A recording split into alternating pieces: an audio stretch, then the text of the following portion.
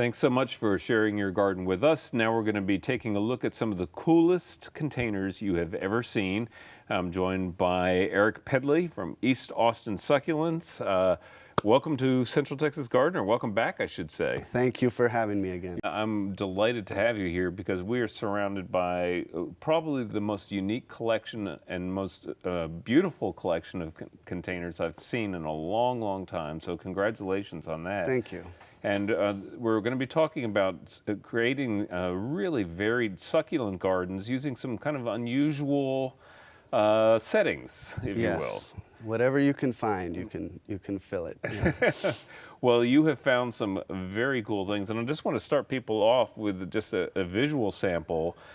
Some very vintage-looking toys here, serving a double duty in a sense. Yeah, it might be kind of sinful to plant up something this old, but he already had drainage holes, and he can drive around to more light or less light, and he's carrying around some big apples and cabbage, so it's a fun little thing to plant up. Well, I would say absolutely, and the nice thing about planting succulents and these kinds of things is that it doesn't need to be constantly watered. So you're not, even something that is delightful as this, you're not really destroying it in a sense. Exactly, yeah. We'll try not to water his body, just water the pickup truck once a week or so. Yeah. And it should do wonderful. It's a shallow container, so it's going to evaporate moisture real well, and it's got lots of drainage in it, so it's perfect. Yeah, well, it is perfect looking right here on our set, and it's got a cousin up there. What's he delivering? He's delivering some watermelons and, I don't know, other fruit and whatnot. Okay. He's not quite as old as his red friend there. Well, old or young, they're both very charming, and, you brought along a little coin drawer, and we're going to show people, and you use all sorts of things that you find in antique shops, and I guess out on curbside sometimes. Exactly. I found this in an antique shop for real cheap, and it already had one drainage hole. I could drill another hole, but that's probably sufficient with how shallow it is, so it makes a neat planter, and we have one planted up over there that I'm sure you guys can show a picture of, but and that's do you fun. use a special, if you're going to drill into metal or something that's like a glazed ceramic or glass, you need a special drill bit, right? Yeah, a diamond drill bit can pretty much drill through anything. If you're going through a big hunk of metal, you want to use a metal bit, but this is great for glass. Even wood you can drill through. We use it for everything. And they are expensive, about $15, but this can make a lot of items that you have laying around great planters. It's a great tool to have. All right. Well, speaking of great planters and tools, we have this wonderful old toolbox. Yes. And beautifully displaying the plants and also some cool rocks and things. Yes, and one of the problems with wood is it cracks over time. When you water it. So you need to have inserts. And I found this planter that has 4 sections and they each have a plastic insert, so it's perfect. We have a little bit of slag glass in there and just some different rocks to accent it. And if you find a large piece of slag glass, you can just throw it in a towel and hammer it to smaller pieces that are more usable. And the same goes for petrified wood. If you have a real large piece, you can always just use a hammer and break it down. I want you to show the other side of that, because the color is really something else. This is 4-million-year-old Indonesian petrified wood, and it's... and it's available commercially. Exactly. It should be priceless, you would think. But I would think so, old, right? Yeah. It is available. Well, and makes a perfect accent for, or kind of counterpoint to a lot of the plantings that you have here. It can really make an arrangement. One cool rock or piece of moss or wood can really make an arrangement. Or a beer can. Sure, yeah. And speaking of which, right here next to me, this is a very Austin piece, I would think. Yes, Casey has gotten really obsessed with making these with his Dremel and with the router, little woodworking, and he bolts them in, and it's a neat Austin thing to do, I guess. So how often would you water these guys? Well, that's a really small opening there. I would water those twice a week. Unless you're in a shady area, then you can water less. Well, we have all sorts of things here, from old coffee cans Sure. to vintage-looking horses Yeah. in glazed ceramics. But there are lots of different themes I think you've got here. Sure. You can go really lush and fill out a pot, and it's a good propagator that you can make cuttings off. And or you can go really stark and kind of desolate and desert-like, you know, and modern with a lot of open space or just one rock and one plant. You can keep it kind of mystical. Zen. Yes, zen. Right, a zen Yes. in a coffee can. Well, I think that would work.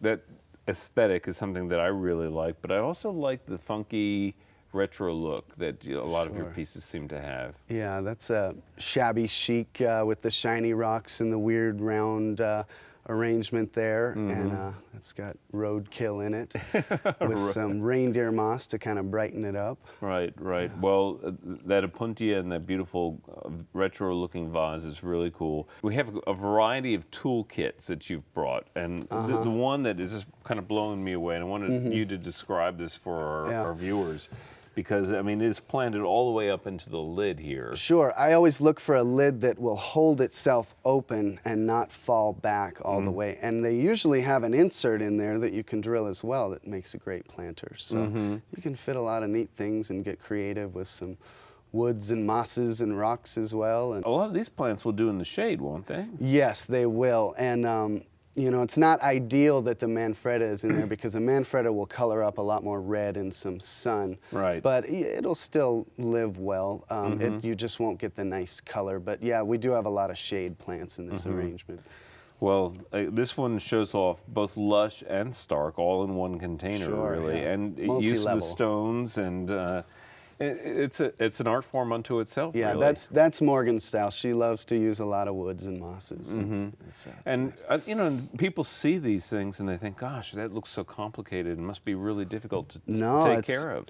You're just drilling them, throwing dirt in, throw the plants in, and then throw some top dress, and you can get as creative and get complex if you want to. But Yeah.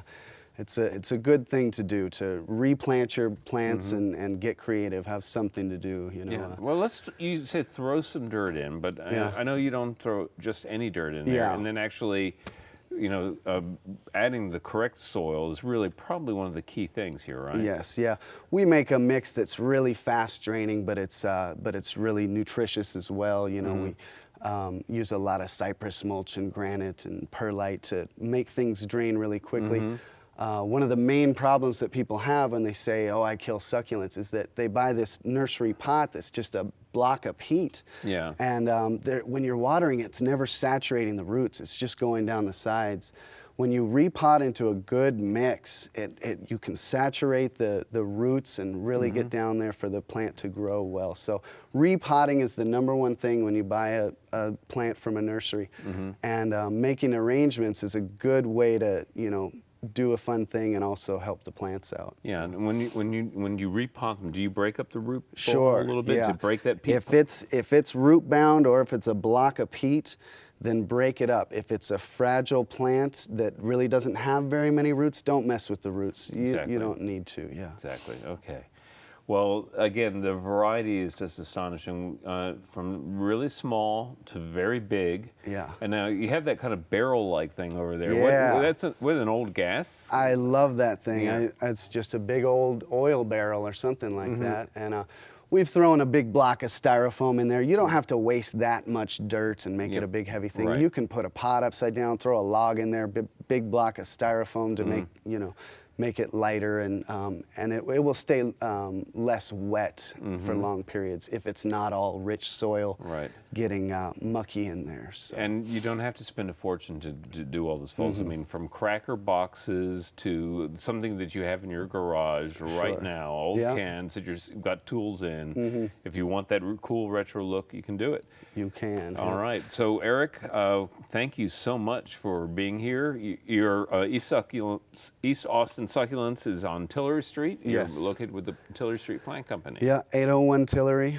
And I hope people will check you out down there. It's a great location. And we also have the Austin Succulent Society show and sale coming up. So I know people can check that out if they're looking for plants. But they can also find them at your place. So You got it. Thanks so much for being here. Thank you. All right, and coming up next is our friend Daphne.